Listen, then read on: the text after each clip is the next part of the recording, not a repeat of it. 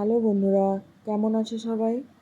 আমি দপতি আবার একটা নতুন ব্লগ নিয়ে চলে আসলাম। সকাল সকাল এই যে ঠাকুরঘর দিয়ে শুরু করলাম।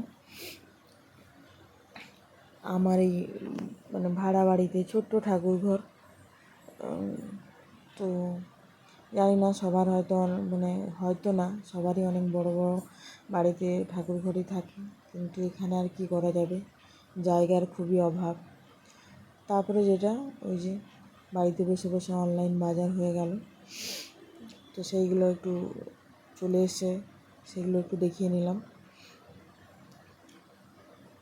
বাজার যাই হোক, প্যাকিংটা আমার খুব ভালো লাগে।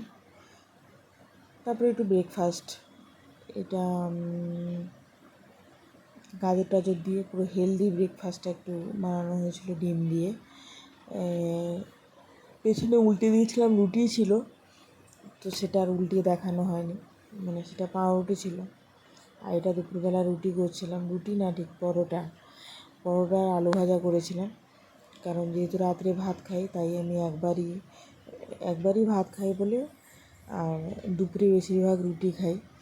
তো এখন একটু রুটিটা আবার একটু কম। এটা কিন্তু 1 সপ্তাহখানি আগের ভিডিও মনে হয়। আমার আঙুলটা কেন জানি না প্রায় 1 মাস ধরে হয়ে গেল একটা ব্যথা, হাত মুঠো করলেই ব্যথা, নইলে এমনি সব ঠিক আছে।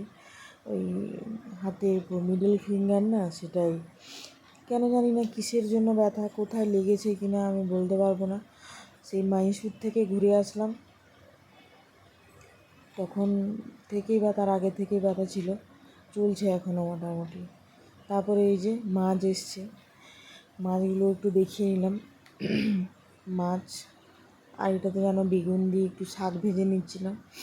শাক খাওয়া শরীরের পক্ষে ভালো, আর আমার তো বিশাল ভালো লাগে, দারুণ। ওই একটা তরকারি দিয়েই ভাত খাওয়া হয়ে যাবে। তারপরে ওই মাছের মাথা দিয়ে সব রকম একটু সবজি দিয়ে কত মেপে ঝুঁকে বানাবে বলে, তো যাই বানাতে যাও দুজনের জন্য বেশি হয়ে যায় জানো।